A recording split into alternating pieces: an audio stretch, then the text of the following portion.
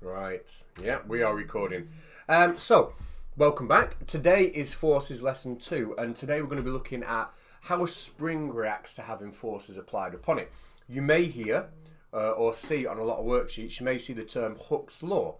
A lot of what we're going to talk about today was studied intensely by this guy called Robert Hooke. Okay, so you'll probably see him or his name on some of the worksheets and other bits and bats that you get sent on this topic.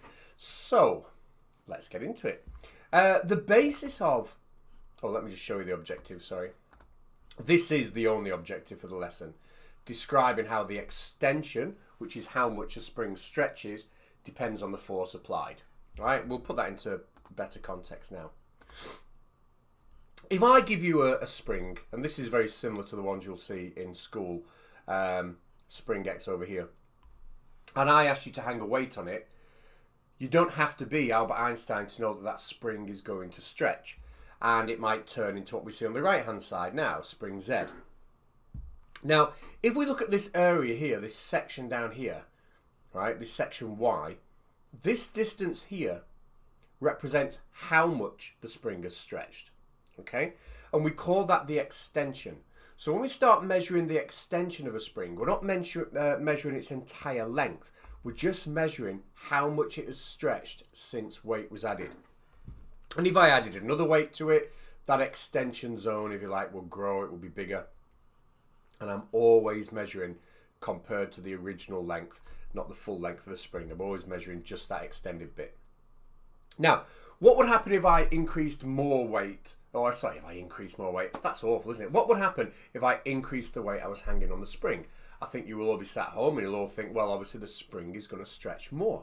Of course it will. The more weight that I add, the more the spring is going to stretch. But the relationship itself is what we call a linear relationship that you might pick up in maths. It gives us a straight line on a graph. We might even call it directly proportional. And what do I mean by that?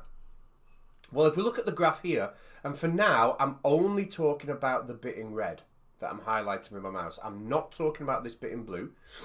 I'm just talking about this bit in red. As I increase the weight or the force on the spring, we can see that the extension also starts to rise. Yeah? So an increase in force gives us an increase in extension. But look at how it rises. It rises as a straight line. So in other words, I double the force, I double the extension. I triple the force, I triple the extension. It's directly proportional. It goes through the origin, which you would expect because this origin here represents zero, doesn't it? So zero force would be zero extension, which is exactly what we'd expect to see. Sorry. Hay fever. Now,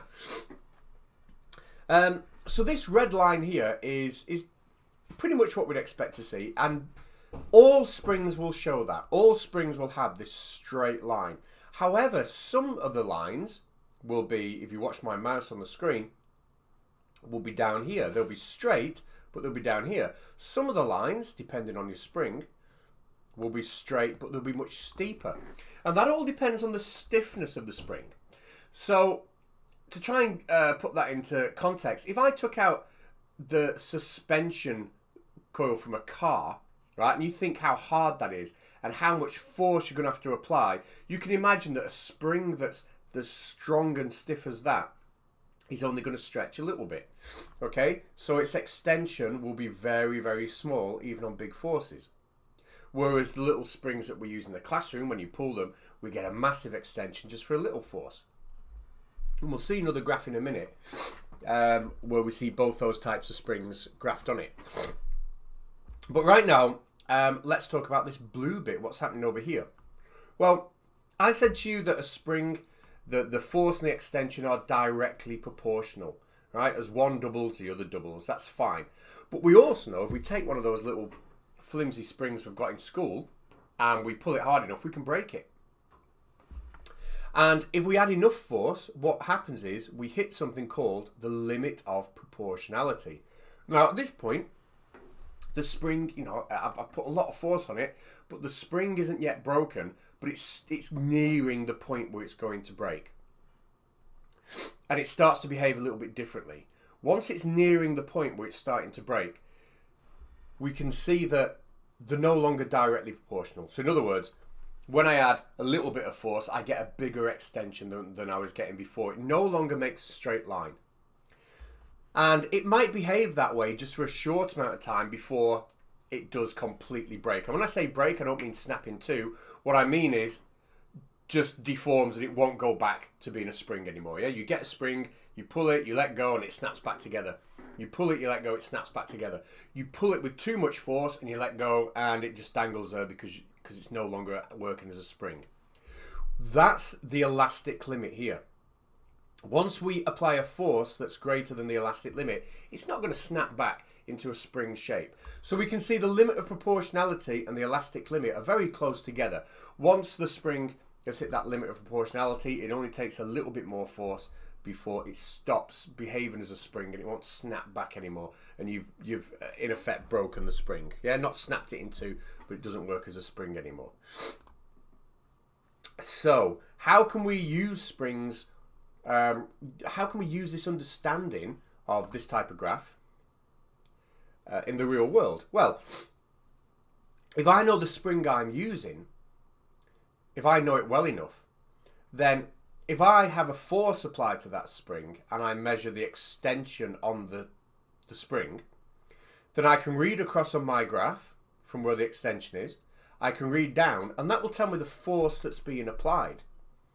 So if I know this certain spring has extended 20 centimeters, I would just look on my graph to 20 centimeters. I would read across, read down, and it would tell me the force on that spring. And that's the basis behind our Newton meters or spring balances that you'll have in your science lessons. We have a spring here, and we know the properties of that spring. We know how much extension is linked to a certain force. So we can put these little scales here on the balances, and as we hang a weight off it and it starts to stretch the spring, we can read off here and we can see what force must be hanging off that spring to make it stretch by that certain amount. Fairly simple, I'll be honest. So what about something like this? I said to you before that sorry, I've got hay fever. Some of the springs, like a suspension coil on a car, will be very, very stiff. Imagine line C here. Now, we have a huge force on that spring, but its extension, even with the biggest force all the way over here at the end, its extension is still very low, which is what we'd expect from a stiff spring. Spring A, we have a massive extension here. It's extended a lot, but only with a little force, which is what we'd expect from a flimsy spring. Now, this material in the middle isn't a spring, right? It doesn't behave like a spring. If it does behave like a spring, then it only behaves like a spring for this very first 1 or 2 newtons at the beginning of the graph, where it seems to be a straight line following C. But it very soon deviates from that. So I would say that pretty certainly isn't a spring. Now, why is that bad? Well, it's not bad. You can stretch anything, whatever floats your boat. But it doesn't follow a straight line, which means we can't use it to measure the force of something when we know the extension. It's much easier if it follows a straight line, because then we can put ourselves a nice, easy scale on a Newton meter. Right. So let's have a look at these questions down here. Question A, which material stretches the most for a certain weight? Well, that's very easy. I'm just going to take a random weight. So if you look at my mouse on the screen, around about here, and I'm going to go up, and we see the first line I come to is C. So C has stretched the least at that weight. As I go up, then I get to B. So B's stretched the second amount. And then I keep going up, all on the same weight. Yeah, this line is all the same weight, and we can see that A has stretched the most for that weight. Question B, which materials could be used for making a force meter? Explain your reason. Well, it can't be B. We've said that before. There's not a straight line that allows us just to simply measure the force from a given extension. If it's a curved line, it becomes so much more complicated. The scale on the machine has to be so much yeah, the scale on the machine becomes very odd. So it has to be something with a straight line. So it could be A or C. We could use either of those. Now, which one do we think will be best? Well, I mean, question C is asking which is best for small weights.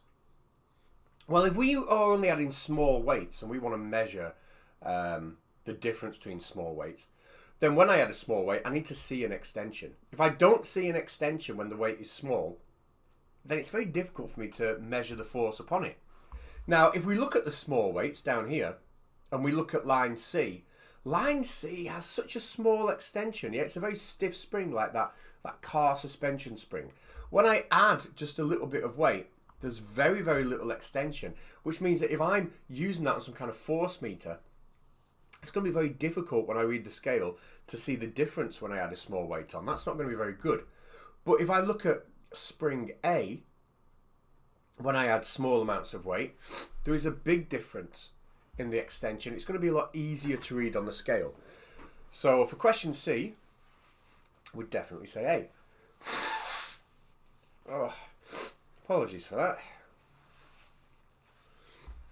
Just hay fever. Okay, so let's just recap the key things.